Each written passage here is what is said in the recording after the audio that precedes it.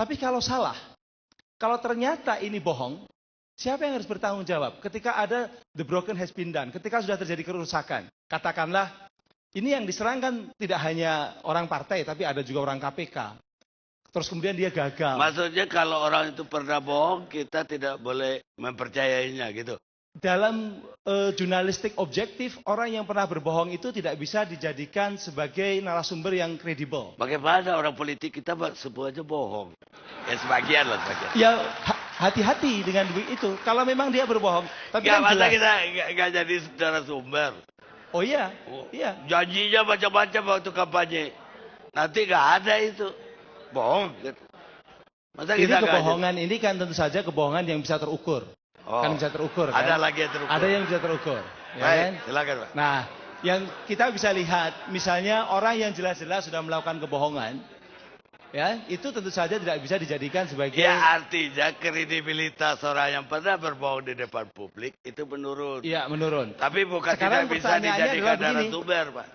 Coba Bang, kalau misalnya ternyata, ini saya membayangkan ini di luar Nazarudin ya, nanti kalau misalnya para orang-orang yang menjadi buronan-buronan negara ini juga diberi kesempatan yang sama, ternyata juga melakukan, kan menarik itu. Kan banyak nih buronan ini, semua dikasih kesempatan untuk tampil di televisi, dan ternyata itu melakukan kebohongan, dan kebohongan itu merusak, siapa yang bertanggung jawab? Gitu kan? Apakah medianya juga ikut bertanggung jawab? Kan tidak. Nah disitulah etika itu diperlukan untuk kehati-hatian. Yang penting itu kehati-hatian. Bukan larangan, tidak. Tetapi kehati-hatian. Dan kehati-hatian itu adalah sebuah etika yang sifatnya universal. Untuk penggunaan ruang publik yang namanya televisi. Kalau surat kabar beda Bang. Surat kabar dan televisi itu beda. Kalau surat kabar itu menggunakan kertas-kertasnya sendiri. Sehingga tidak ada yang namanya katakanlah etika itu menjadi strict di surat kabar. Tapi kalau televisi. Kalau saya bukan itu urusannya Pak. Sebentar lagi juga digital kayak udara itu frekuensi. Bapak mau lari ke frekuensi kan? Bukan begitu, tapi ini kan milik publik. Iya. Ya kan? Publik itu beragam. Pak, kalau namanya public domain, ya. Orang punya usaha apapun pasti pakai public domain. Jadi tukang ojek pun jalan raya dia pakai Pak. Jadi bukan itu problemnya kalau saya. TV itu orangnya wawancara langsung. Sementara media surat kabar, dia bisa edit. Nah makanya itu, makanya ketika memberikan panggung kepada buronan negara itu kita harus hati-hati betul. Artinya harus ada upaya. Artinya tanggung jawab tadi sama maksud saya. Mau surat kabar, mau TV. Coba TV tidak bisa mengeditnya. Sementara kalau surat kabar bisa. Kayak Iwan rekaman bisa. Tapi kalau yang live, itu bagaimana kita ngeditnya. Kalau kita yang wacarain pun dimaki dia, publik udah dengar Pak. Itu bedanya Pak. Ya, tapi persoalan yang sering kali muncul adalah bukan hanya yang live. Kalau live mungkin masih. Tapi ketika diulang-ulang, proporsinya itu juga menjadi persoalan tanggung jawab. baru. Itu. Kalau yang Iwan lakukan gimana? Sebenarnya boleh-boleh saja ya dia melakukan wawancara dengan Skype. Yang jadi persoalan adalah ketika dia ditampilkan di televisi, kemudian lalu orang yang menjadi buronan itu justru menjadi seperti pahlawan, whistleblower, padahal dia bukan whistleblower. Karena whistleblower itu orang yang memang memiliki kemauan baik, dia ingin membongkar, seperti Agus Condro itu whistleblower. Karena dia berani tanggung jawab. Tapi kalau ini orang lari, alamatnya saja tidak jelas. Jadi? Nah ini bukan whistleblower ini. Kita harus hati-hati gitu menempatkan dia. Itu yang membedakan.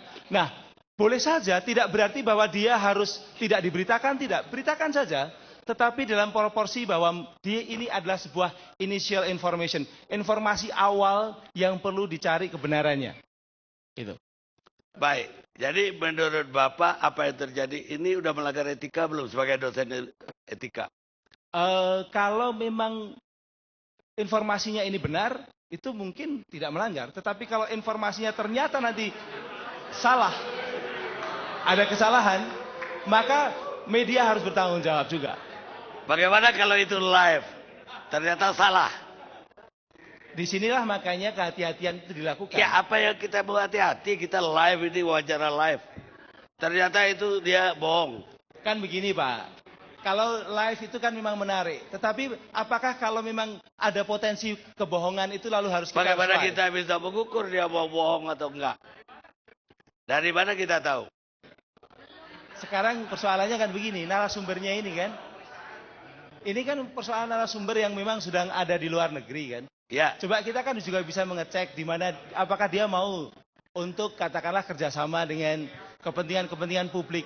Publik ini membutuhkan sebenarnya. Sekarang kalau dia bicara kita beri panggung dengan ini kan boleh dikatakan sekarang justru dia menjadi pahlawan. Saya menerima kalau itu direkam kemudian disiarkan. Pertanyaan saya tadi, kalau kita live dan dia bohong, melanggar nggak kita? Ya saya katakan melanggar. Melanggar, kenapa melanggar? Kita nggak tahu kok bahwa dia mau bohong. Karena kita tahu, sekarang begini Pak. Sebenarnya saya tidak mau menyebut Nazarudin ya, tapi ketika ini karena kasus Nazarudin, apakah dia memang sejak awal tidak pernah berbohong? Media tidak pernah tahu bahwa misalnya dia tidak mengenal Pindu Rosaina Manulang, ternyata mengenal. Kalau dia pernah nggak pernah, saya nggak bisa jamin Pak. Mungkin istrinya lebih tahu. Tapi ya. Ya itu pertama misalnya. Yang kedua misalnya ketika dia kan sejak awal dulu sudah mengatakan dia tidak kenal, ternyata itu pegawainya. Iya ya kan? Taruh dia pernah bohong. Tapi bahwa dia akan bohong lagi kita nggak tahu kan. Dia mau jujur juga bisa. Ya, kita lihat nanti ke depan. Ini persoalannya persoalannya ke depan aja. Baik. Kalau dia ternyata berbohong, apakah ada responsibility dari media yang memberikan megafon? Pertanyaan lanjutan saya. Ya. Kalau bohong apa tanggung jawabnya? Ya media. Saya tidak membela media loh. Saya mau benarnya harusnya bagaimana ini? Saya mau objektif malam ini untuk media. Ya, menurut Pak Edri, wartawannya diberhentiin atau gimana? Kalau bagi saya bukan wartawannya, ini persoalan kebijakan media kan? Loh, kalau dia live kan pertanyaannya tadi bisa aja wartawan. Oke enggak, kalau kan begini, ini kan sebenarnya menurut saya media ini sudah terus terang saya juga tidak ada hubungannya. Saya duduk dekat tapi saya bukan orang Demokrat. Apa pemberatnya dihukum maksudnya? Etika itu tidak ada hukuman Pak. Etika itu persoalan adalah bahwa dia melanggar moral. Ada dewan kehormatan Pak. Lah kalau gini, kecuali memang dia melakukan pencemaran nama baik, yaitu pemutaran fakta, ada diputar balikan fakta, dan Pemret itu ikut, kalau itu ada pencemaran nama baik, dia ikut melakukan perbuatan bersama-sama, yaitu melakukan pencemaran nama baik. Kalau Pemretnya ikut terlibat, kalau dia lagi tidur, nah kan Pak Karni sendiri yang ini wawancara kan. Baik, saya ke Pak Dewo dulu, rekannya Pak Edri juga ini. Bagaimana Pak Dewo lihat kasus ini dari segi informasi ya? Ini kan kemajuan terlalu cepat. Dulu mana ada wawancara live, ini pakai Skype lagi. Ini bagaimana harusnya pertanggungjawabannya? Baik, terima kasih Bang Arni. Yang pertama yang saya juga ingat, kayaknya di ruang ini atau mungkin di Jakarta Lawyers Club yang lalu, belum pernah ada narasumber yang menyebutkan bahwa informasi elektronik adalah bisa menjadi bukti hukum. Itu tersebut dalam Undang-Undang ITE. Iya, boleh. Jadi, artinya dokumen elektronik bisa menjadi bukti hukum. Boleh, Pak. Artinya, itu juga disebutkan dalam Undang-Undang Pemberantasan Korupsi. Kita jangan meng-underestimate. Jadi, prinsipnya adalah kita menghargai apa yang disampaikan Bapak Presiden. Kami yakin Bapak Presiden menghargai pers. Kemudian beliau selama ini 2 kali hari pers, beliau sangat komit untuk menghargai pers. Tapi ini suatu otokritik bagi kami di jajaran pemerintahan. SBBM itu bisa menjadi barang bukti. Saya nggak mau presiden saya diredusir, Bapak. Tidak. Dia bukan 2 kali hadir di hari pers, Pak. Setiap hari pers dia hadir, Pak. Ya, jadi selamanya beliau sangat komit menghormati pers. Ya. Jadi diri kita itu jangan meng-underestimate. Beliau sangat komit. Istilahnya no point of return. Itu satu, kasus Nazarudin.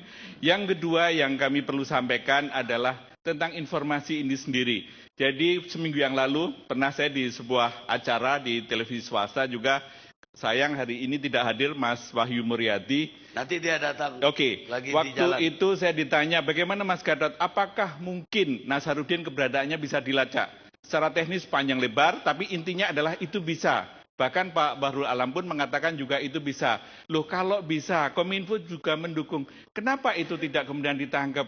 Mas Wahyu, ibaratnya ini kan tidak kayak matematis, 1 tambah 1 sama dengan 2 gitu.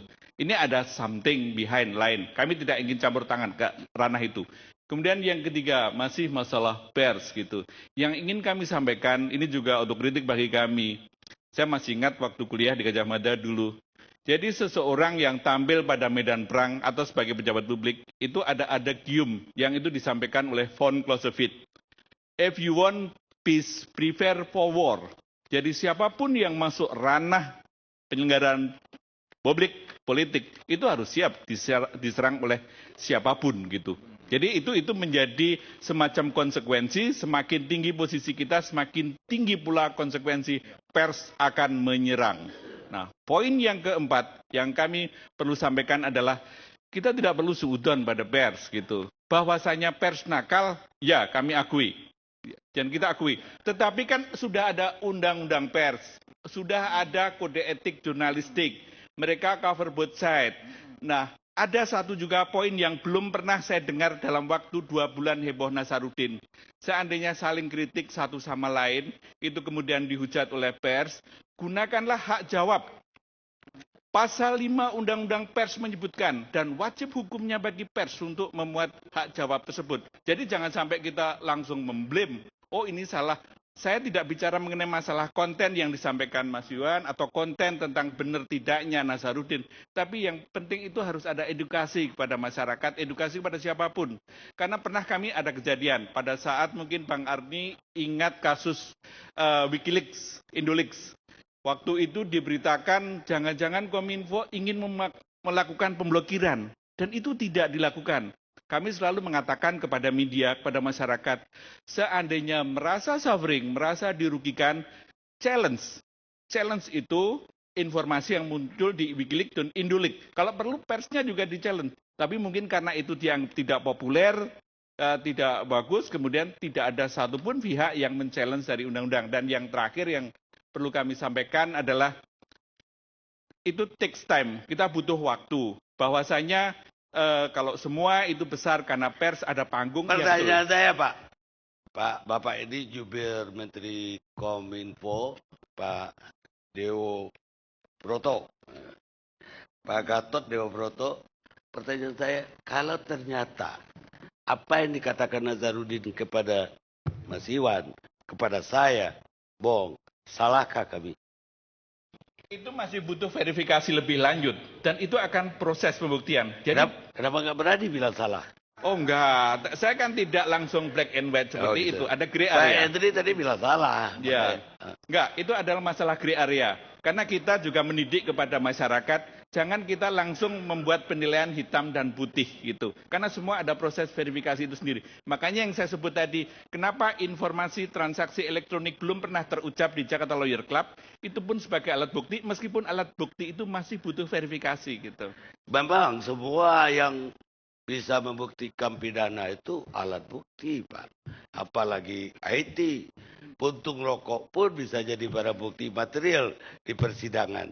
Hanya saja selama ini hukum acara kita memang belum mengatur bahwa rekaman atau apa itu bukti material. Sebetulnya itu bukti. Itu sudah Sekarang terbukti. di Undang-Undang ITE. Itulah sebabnya di Undang-Undang ITE kami sudah mengantisipasi gitu.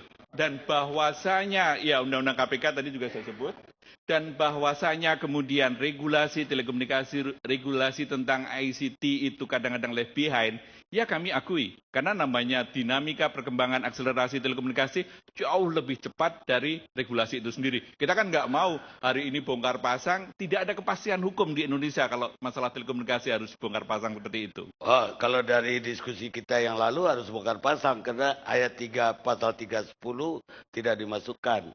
Tapi kan takes time, tidak langsung seketika. Iya, tapi juga bisa jatuh korban kayak berita banyak kalau nggak cepat-cepat. Nggak perlu takes time itu, besok juga harusnya udah diganti.